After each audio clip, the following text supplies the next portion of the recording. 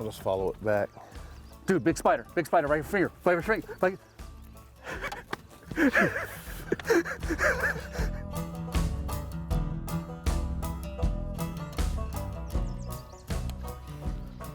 There he is. Oh yeah, son, right there. Little Lake Alamo bass right there. Look at that. Good job, Matt. He just crushed that. What did you just catch that fish on? A blitz frog. That's what I'm talking about, son. Look at that one, nice Look at fish. that fish. He blasted it over that log. Folks, today we're at Alamo Lake with a great friend, man, Matt Shura. He loves this lake. You've won a lot of money on this lake. Great lake. Oh, One and of my favorite lake in Arizona, as a matter of fact. Really? It's always been my favorite lake that's awesome. because you can of catch this. numbers. Yes, like the old days at Roosevelt. Remember, we used to catch a lot of numbers there. It's getting better though. I got to show him this. You got to show how they ate that. Go ahead. I wasn't losing that fish. Blitz lure frog right there, folks. Yeah, and I'll tell you, this is my first time using the Blitz Lures frog, and I really like it. It's real soft, and that'll help you with your hook sets. You get your hookup ratio will be a lot better. Oh yeah. So I'm pretty impressed with it. It walks real nice. Now, I'm throwing the buzz frog. This is the Blitz buzz frog in the white. We got the popping frog, we got the buzz frog. We're having fun frog fishing today, folks. And what makes these frogs so special is they're soft enough where your hookup ratio is really good on these. As you can see what happened with Matt.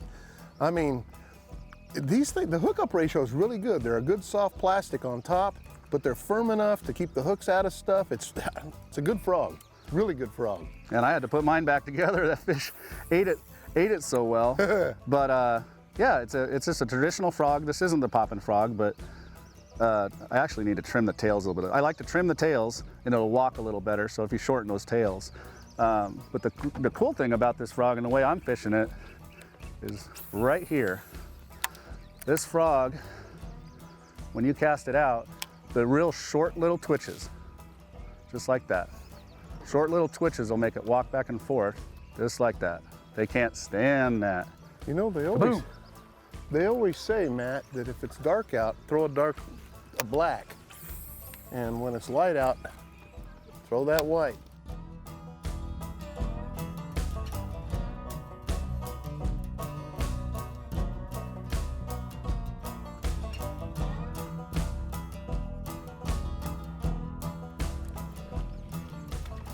There he is. Oh, son! Son! Right in the good stuff. These are good, solid fish, folks. Look at this frogfish. They are angry. Man, son, that's awesome. He hammered that thing. I gave you the right frog. I want it back. I'm liking this frog. I don't think you're getting it back. Man, woo. Yeah, he'll probably walk home with that one. Just letting you know that right now, Terry. Yeah, thanks, from Terry. Blitz Lures. Nice fish. He'll be stealing my frogs next. They are healthy looking. They're just fat and feeding and aggressive. Man, God, anybody says fishing is boring hasn't thrown a frog. That was awesome. I love it when they just destroy it like that. Woo! Did he eat it? Oh, just like somebody dropped a bowling ball in the water. That's awesome. What a fun way to fish. It's been a while, you know, it's been a rough year in Arizona. It's been hard to get topwater fish. Well, it's been hard to catch fish. I know. You know, we go out there with 2 tournament anglers and fish for almost 10 hours and we can't put 5 keepers in the boat. Oh. You're guilty of it this year, right? I'm very guilty so am of I. it. So am I. Happened to me at Bartlett, man. Happened to me at Havasu. And it's amazing that, you know, there's so many fish in a lake and they all just shut off, you know. And that's one thing I was gonna say. See these clouds? Yep. You know Ty Al, right? Oh yeah, old Ty will say, hey, it's time for them to feed, baby. Low pressure. Low pressure. Look at the clouds. If you got the high, thin clouds, rising barometer's bad, lowering barometer's good. These are low clouds. The fish are gonna travel further, their strike zone opens up. Yeah. And I'll tell you, you can change around your techniques with fishing. You know, if you look at the barometer, and we just use the Wind Finder app, and if that barometer is rising, that lets you know it's going to be tough, and they might not chase a frog, they might not chase a spinnerbait or a crankbait. So slow down to your Senkos and drop shot, and it's really helped me. And I've talked to Ty for hours about it. It's really helped me make decisions on the water. Works Works well for me. There he is. That's a good one, son. Nice That's fish. a big fish. Right. That's what I'm talking about. That popping frog, son. Look at that. Oh, Oh, yeah. it's a nice fish. Need me to lip him or you got it? I got it. That's a good one there, son. Come on. Come on. You ain't going nowhere. Yeah, look Nice at that. one. He ate it. Look at that. Oh, he slurped it, didn't he? Oh my goodness. That's what we came for, son. Yeah. Beautiful fish. Man, Matt, look. Yeah, a little skinny. He's got a big mouth. Yeah. Just a little spawned out probably, huh? Well, we're probably out here after the spawn. You know, I think something else really important to remember, folks, is when you're fishing this kind of water with frogs like we're throwing, we're both throwing 65-pound braid. Very important. You And gotta have that. There's no stretch on that braid, so when you stick them, it gets a good hook set and gets them out of the trees. And I fish with some people that'll see them come up and they'll pull sideways and try to keep them down like we always do when we're not in the trees. Yeah, just when rip them out of there. When you get that fish on, set that hook, set it straight up and set it hard and bring that fish up and out of that stuff. Or you'll lose the fish and your frog. Yes, yeah. He came up and just chewed it right there. They are hanging out by the dead log laydowns, it seems like right now. I mean, a lot of times you can throw up into this green stuff and there's a lot of great pockets, but man, it seems like when you come by a piece of dead wood or something, I've noticed that they're blasting over that wood. Yeah, they'll hang right underneath that. It's anything horizontal. Anything you can find that's horizontal. The trees are all straight up, and if you can find those lay down logs, or even when you're fishing reeds, when you find those reeds that give those fish a canopy to get underneath, those are the spots within the spots. And as the sun gets higher and the clouds start going away a little bit, you're gonna have to hit those shade pockets underneath these trees and stuff. You'll get them. You'll get them. Exactly. They'll just get tighter to the shade. And we've had some clouds and they've seen spread out. I mean, I caught one out in 15, 16 foot of water with nothing around it, but you really never know what's underneath the surface when you're reeling in too. We can assume there's trees all over. Oh man, that was a nice fish. Nice fish, buddy. Yeah, thank you. I'll tell you what, man, these blitz frogs. I went to that popping frog, and we were noticing that they didn't seem to be doing a lot of chasing. That buzz frog's great, man, when they're chasing those shad, things like that, and you know, but I wasn't getting the blow-ups. Switched over to the popping frog and getting them. With a little cloud cover that we've had, I went to the black, so.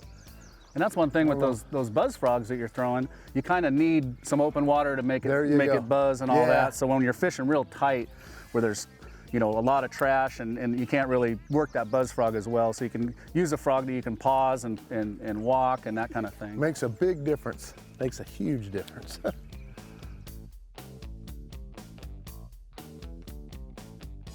There he is. Oh, did you come out of there? Yeah, I slurped Get him, it. son. Oh, that's a good fish. Another frog fish. I broke my guides. Are you serious? Yeah. Look at that. Can you believe a fish like that hits that like that? Oh, That's fun. He that right over, is fun. right there. Right there on that wood. He was just sitting there right underneath there. And I'll tell you a story that'll knock your socks off. All right, I want to hear that story that'll knock Nice my socks fish. off.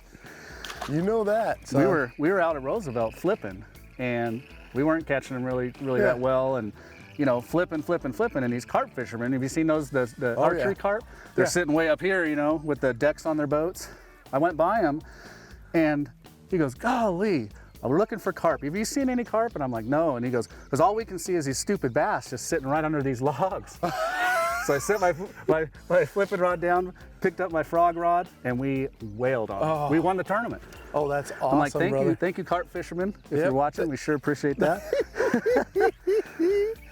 They'll get right underneath it. That wood will warm up. Those fish will go right to that wood, and they'll hang right underneath there. And they use it for ambush. They'll sit right there waiting for something to come by, and wow, they'll grab it. And you know what? Love that. You know what I've found is, if you have a ton of wood, like 100 yards of wood everywhere, a piece of wood just like that, isolated, seems to be a really key cast. Yes. So look for that isolated stuff also.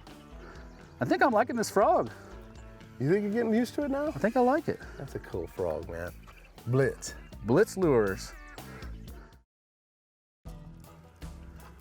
Oh, he came up and just slurped that in, folks. Nice. Look at that fish. Little popping frog bass. Another nice fish. Oh my goodness. Come on, son. Oh, yeah. Right where it needed to be. Both hooks too. Ah, yeah, look at that. Right where it needed to be. Oh my goodness, I'm telling you. You know when you hear that slurp, you know they got it. That slurp. And that's what he did, he slurped it in. He slurped it in, that was fun. Folks, I'll tell you what, between this popping frog and the regular frog you're throwing, we're getting a few bites today. Don't forget to squeeze the water out of it. Yep, don't forget to squeeze. You know, that's something, good idea, Matt. You know, these frogs, after a while, when you get fish caught on them and you throw them, they'll get water inside of them. You'll get a great cast, but your frog sinks. So you have to squeeze them and get the water out of them and then make another cast, you're ready to go. These things are pretty much bulletproof. Yeah, they come through the structure well, but what happens is the fish squeees it. Even if you miss one and they chomp down on it, it sucks that water back in there, and then you make another cast, and now you got a diving frog. Good job, Johnny. Thank you, son. Got him. Oh, God, that was a good fish. I got him. I got him. Good fish. I'll get him. I'll get him.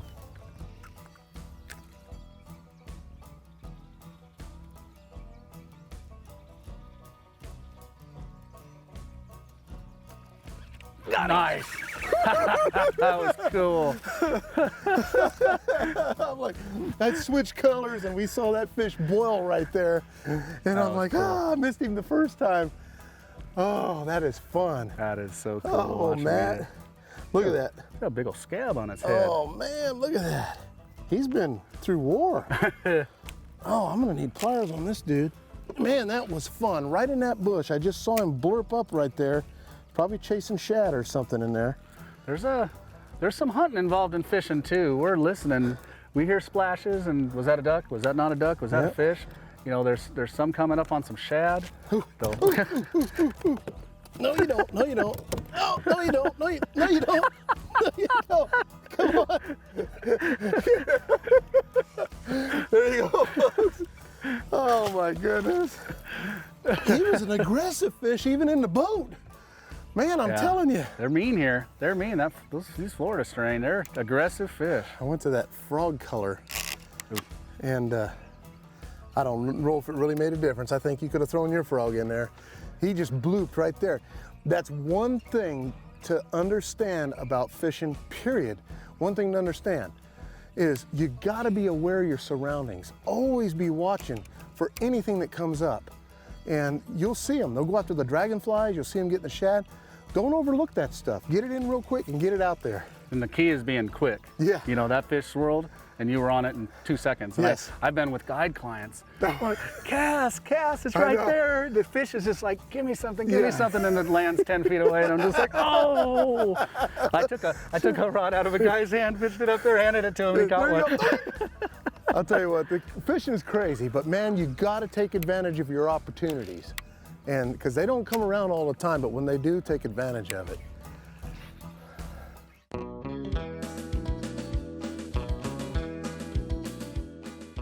Hey folks, Matt's got a great tip of the week this week for your braid line. Tell us about it, Matt. And I brought the I had the Sharpie, and I stole the Sharpie from your truck. Yeah, I want it back, by the way. I changed the shorts I was wearing and left it in the truck. But what I like to do, it just, when this braid fades, it gets white. And yeah, yours is nice and dark. And as it gets older, it gets white. And you can always reverse it on the reel, you know, reel it onto another reel, and then that new line that's on the base of the spool will be nice and green. But what I do a lot of times is take a black permanent marker and just run it up the line. So it just adds some color to it, and it's not white. I just don't like that white line in front of your bait. Not very many frogs out there that have a white string hanging out there. I agree. Great tip of the week. Use it, it'll help you.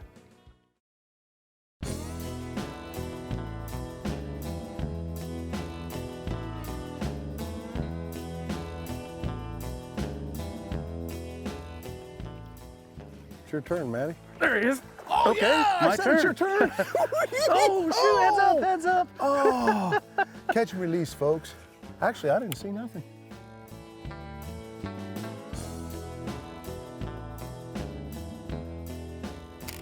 You know, folks, we've moved out and we're actually into an area that we have a little bit more open water. And when you get in this open water like this, you have isolated trees, brush piles, things like that, but a little bit more open water.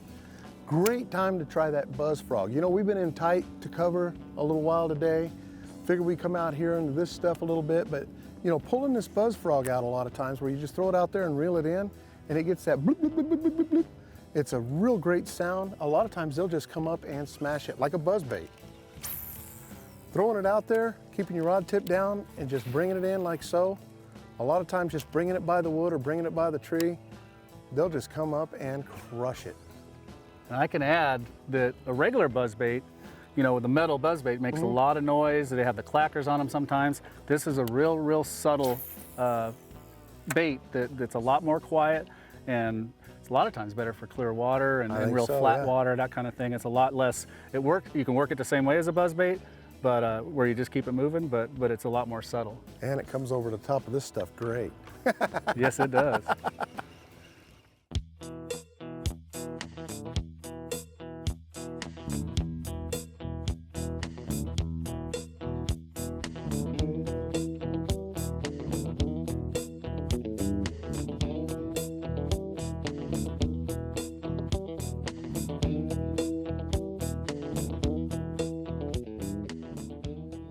There he is. All right, there you go, son. Let me get out the way. Oh, golly, fast.